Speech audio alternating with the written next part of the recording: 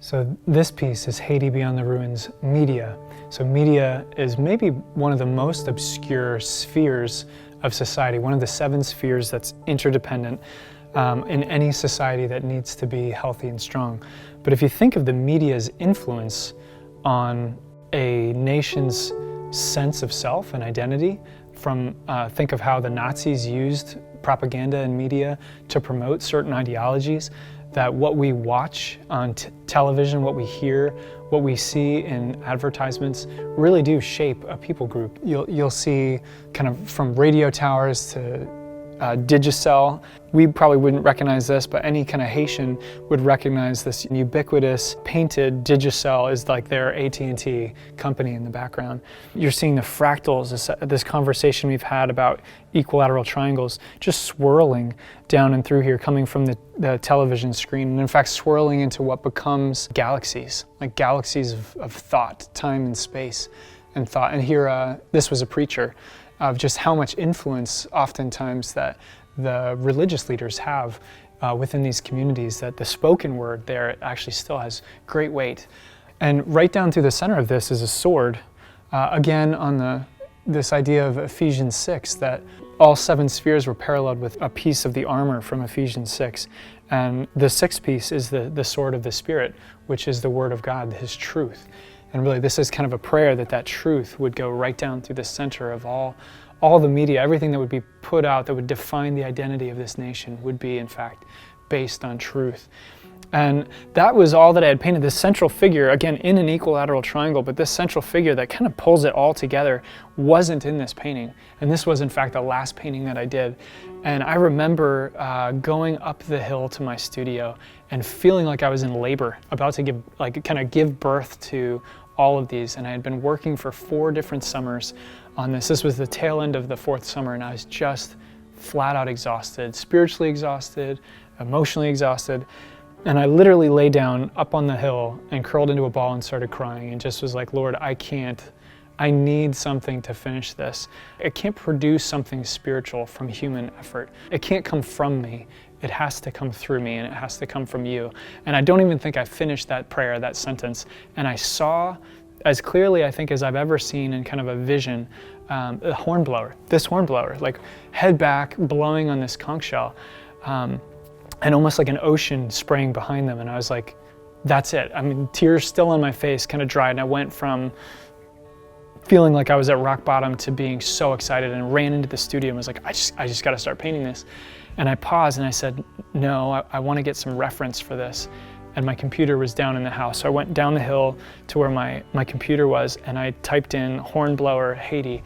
And it ends up this statue exists and had been 30 feet from me when I painted the very first painting of this, which is Government 1. And in fact, if you look in Government 1, again, you'll see this figure that I not only painted as the final of the last piece, but then back and tied it together, and it's the very final thing for the very first piece. So it kind of like closed the loop. So this is in fact the rebelling slave, the one who's throwing off oppression and brokenness. So he has the shackles still there, snapped off, and he's holding the machete that they would have used for the production of sugarcane, which was the slave industry.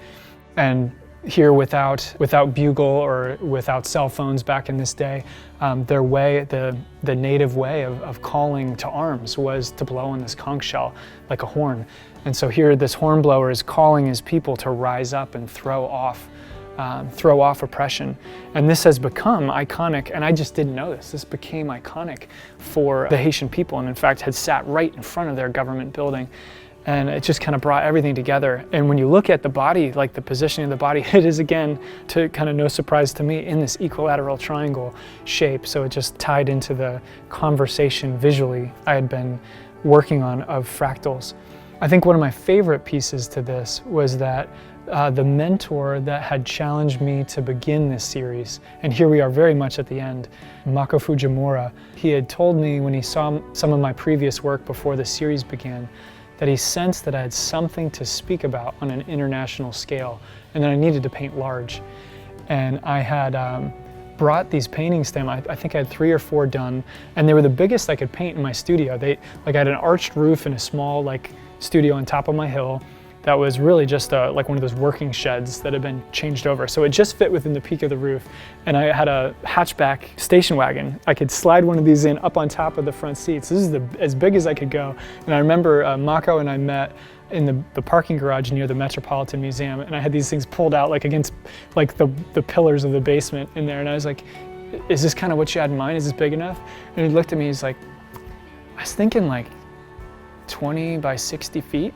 I was like, this is the best I can do right now. There will be 12, so we'll get a little more space over time.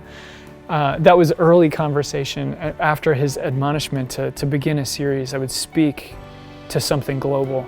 And I was able to bring the series and film an interview with him once the series had finished. And I offered him as a thank you. There was no way I could thank him for his time and his mentorship for me. But I said, please, if any of these images speak to you or would remind you to pray for me in this ministry with this series, it's yours. And I thought he would choose Cathedral or Written in the Stars, because that seemed like most people gravitated to those images, and he chose this one. And I remember kind of just questioning him. I said, what is it about this painting that draws you in? And he said, because that's you. And it completely caught me off guard. I was like, what do you mean? He said, isn't that what you were thinking when you painted it? That this is your role as the painter. Like, this is the work that these paintings have to do.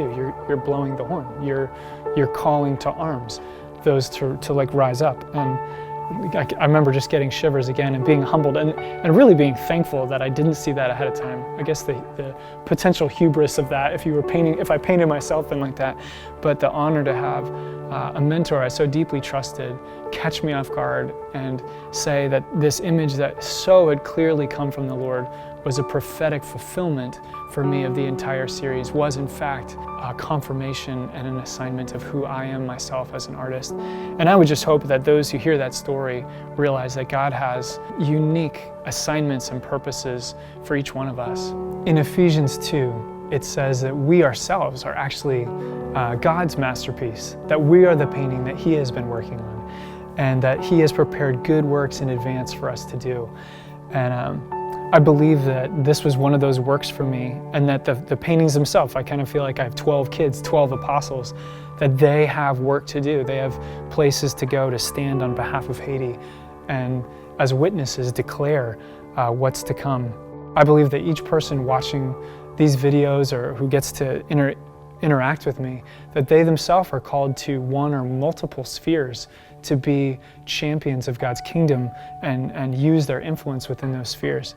My ultimate goal for this series, now that it's finished and it's been touring, is to let it tour for as long as that would take place, and then ultimately to find a home for it where it can stand as a civic witness. So to be in a public place, I've had several offers for this piece or that piece or these two. I've denied those. I really don't want the series at this point to break up. I'd like them to stay together as the 12 witnesses, and to be put in a place and in the stewardship of a ministry whose long-term goal is to see Haiti restored, and that they could just remain as a public witness to a Haiti beyond the ruins.